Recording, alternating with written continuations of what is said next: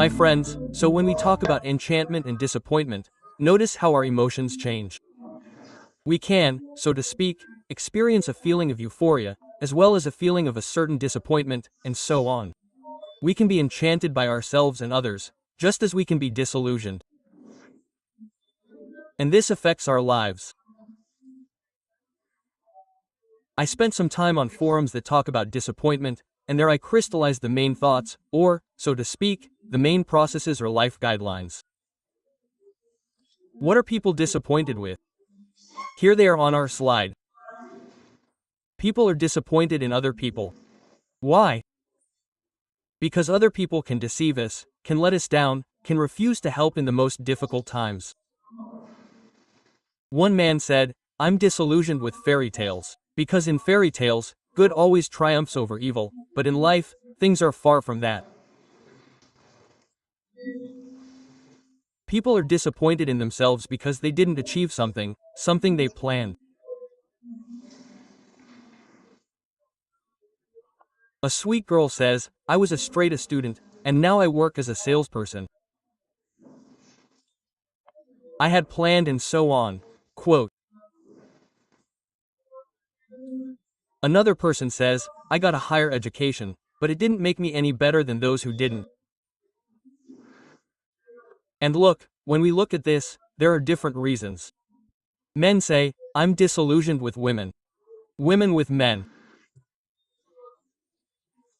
Some are disillusioned with marital relationships, some with faith, some with God personally.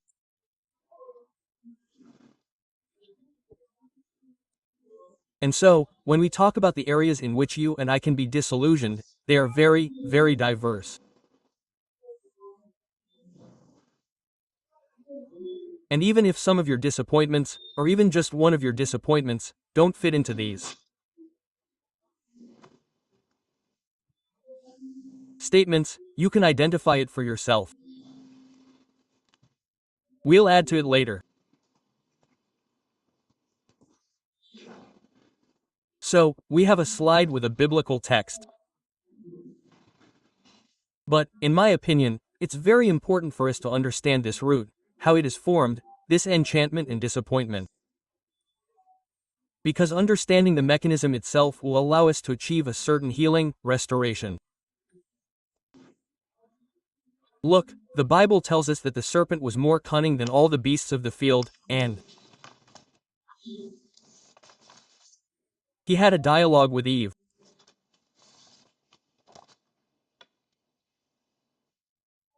Did God really say, "You shall not eat from any tree of the garden"?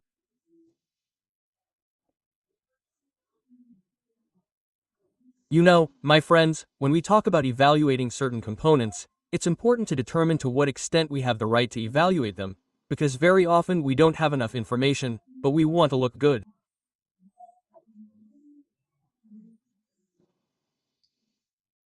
And Eve began to give him feedback.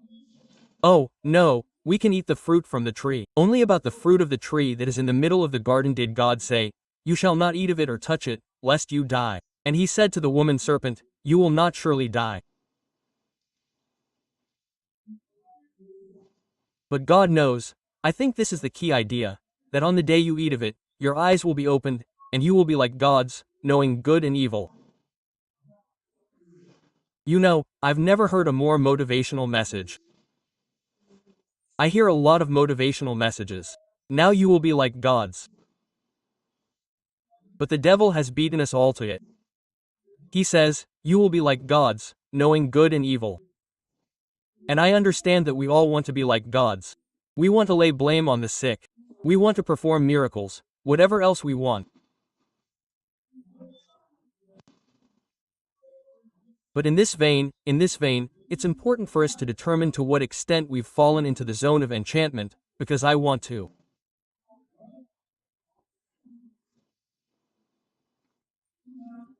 And to what extent we have the resources for this. Why? Because when this happened, it's written, their eyes were opened. And they knew that they had feet. That is, look what's happening. Very often, we are so enchanted that we miss the reality of our lives. I don't have that, but I want to think that I do. Or at least I want to say that I do.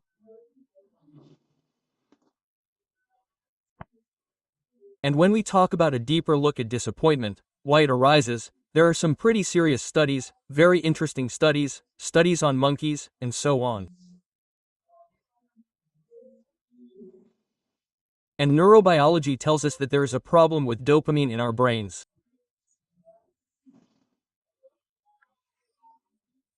That is, when you and I dream about something or want something, we can already rejoice in something that doesn't yet exist. Our brain already begins to produce these pleasure hormones. But when we don't get it, or we get it and then don't get it, we have a deficiency. And instead of the pleasure hormone, cortisol, the stress hormone, begins to be released. I'm stressed, I expected it, but they didn't give it to me. And here we see the collapse of illusions. That is, our enchantment is our entry into the zone of illusions. I don't distinguish reality. I want it. You know, I very often hear people say, but I want it. Or people say, but I will believe it. And I say, well, please, but, unfortunately, these desires of yours are not supported by any biblical principles. We cannot force God with our whims. We could, perhaps, influence our parents through manipulation, but manipulation cannot influence God. In order for you and I to understand what God will answer, we need to know His Word. We need to clearly know His promise, what He promised us, because He will do only what He promised. That is why disappointment, you know, the collapse of illusions. Many people are disappointed in marriage, and very often they say, he promised, or she promised. I say, everything that is promised during the wedding is a contract of intent.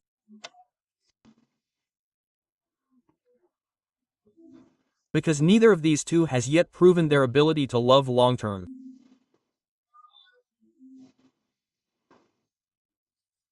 And they have to do this, and both have to learn this.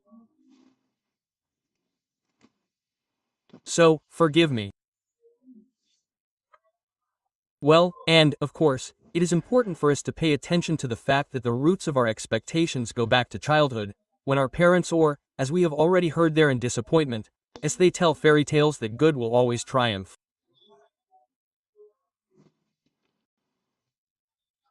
When she's a child, her father tells his daughter that she's a princess, that she'll meet her prince. And she has certain expectations. As a child, a boy hears that he's the best, the most talented. And you know, my friends, that could be true. But here's the essence. Is he talented for his parents, or is he talented in principle? Because then the boy comes into a different environment, which says, there aren't that many talented people here. Quote.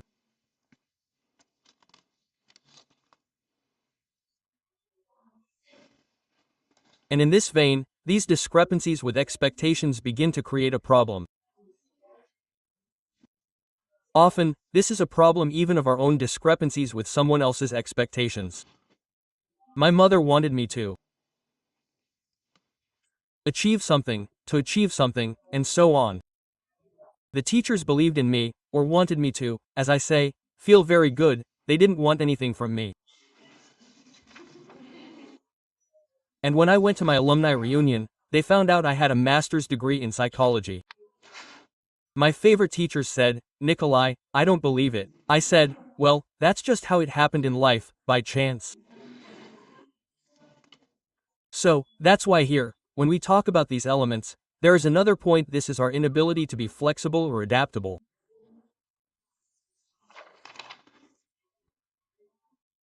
It is important for us to understand that these are components that will help us more easily move from one state to another. That is, a person did something.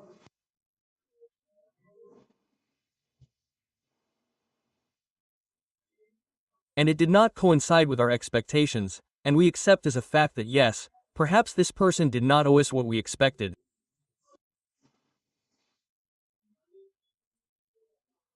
Because if someone did not promise us this, very often we hang this debt or obligation on, you owe me. But this will lead to disappointment. We can see that the Bible is full of examples of disappointment. Moses, he was disappointed. But, if you pay attention, not everything is so bad in the life of Moses. Why? Because in any case, God was able to use him. In any case, God through him was able to do incredible things for the nation. Elijah, if you remember, Elijah came, lay down under a bush and said, "It's all over. I am the only one left," but God he says, "No, Elijah, there are also 7,000. Very often we get disappointed in ourselves. We think that's it, I'm burned out, there's nothing left, nothing good can happen, and the circumstances can be truly terrible. But here's the reality. As I say, the worst thing that can happen to you, I told my client this the other day, is death. And he says, "Why is this happening to me?" I say, "Because I have an agreement in heaven. You and I have a different point of view." Quote. I was very interested in his point of view. Jeremiah, he was also disappointed. Peter was disappointed. There are many reasons for disappointment, but here's the unique thing.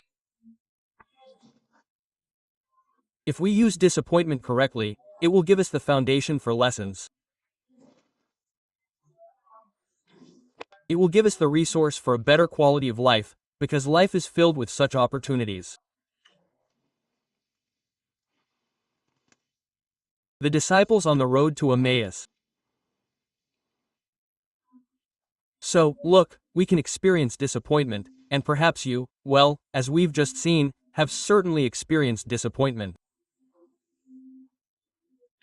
And I'd like someone to hand out some white sheets of paper right now, and we'll work on your personal disappointment. Regardless of what you're disappointed about, try to recall a situation in your life that has disappointed you. It can be personal, because you'll be working on it personally. You won't need to share anything with anyone, except perhaps the experience you gained from it.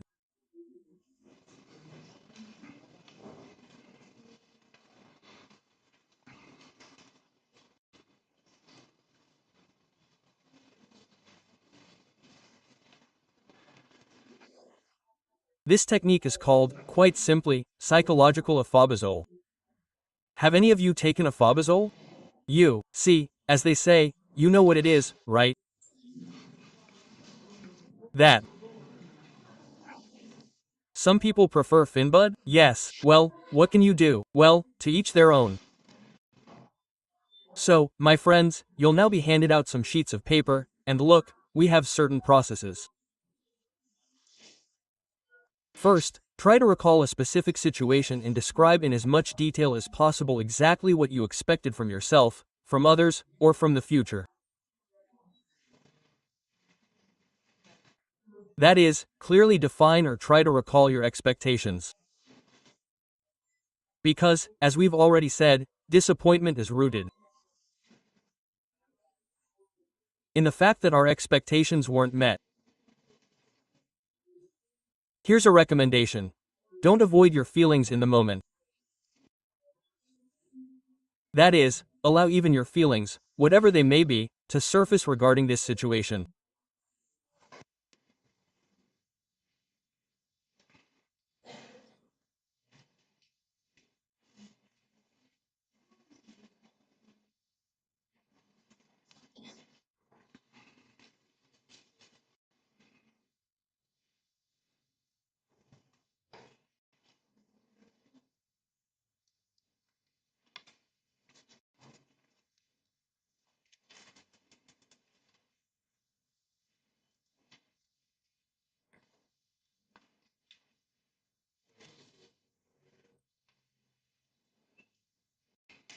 Once you've identified such a situation for yourself and defined your expectations, the next step is the facts. Tell what actually happened. Express your thoughts solely in accordance with the facts. Don't judge yourself or what happened. This should be a description of the outcome, nothing more.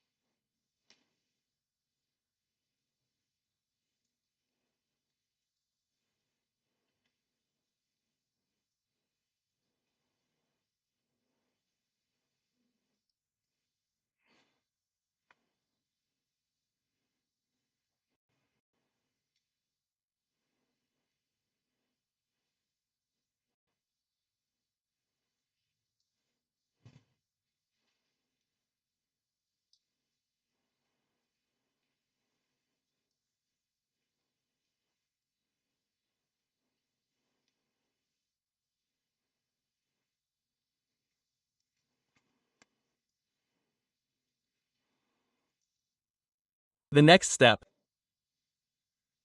is pain. This is about the feelings that arose as a result of what happened. Choose 2 or 3 key moments. Try not to describe them with nominalizations or cliches,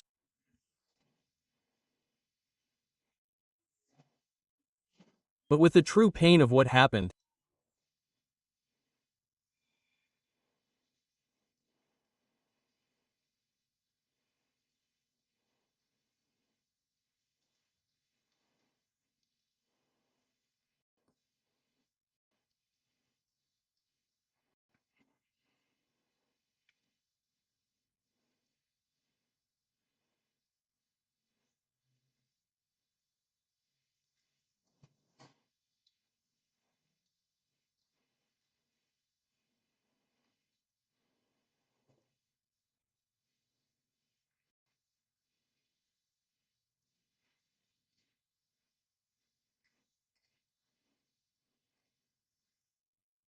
And the last point is tomorrow.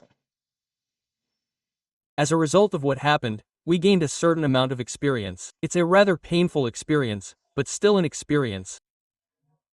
How can you use it to rebuild your life?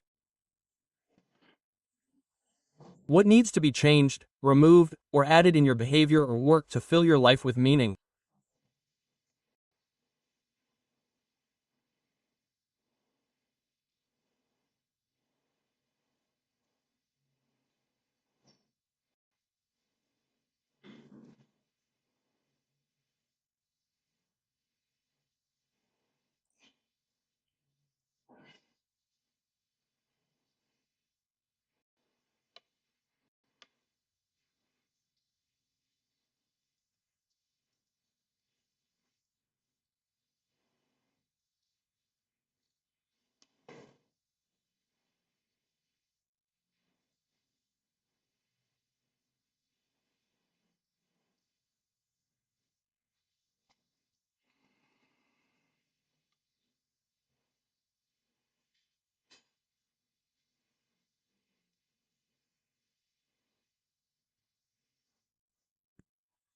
And, of course, I would be grateful if you would write about the experience you gained in our group.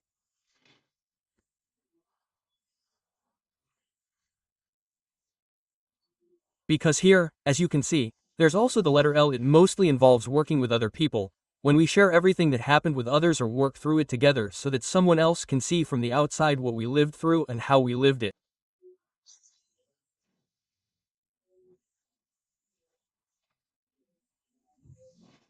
Because sometimes our conclusions can be slightly distorted due to certain traumas. But nevertheless, if you've taken these steps and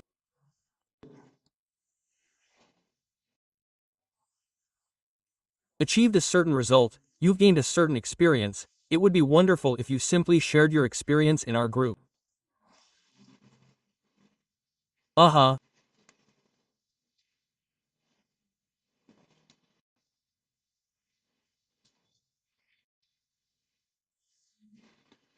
Well, great. Then I'd like to invite Natalia here. Who's the one? Natalia, Natalia. And Natalia will further move us in the therapeutic space.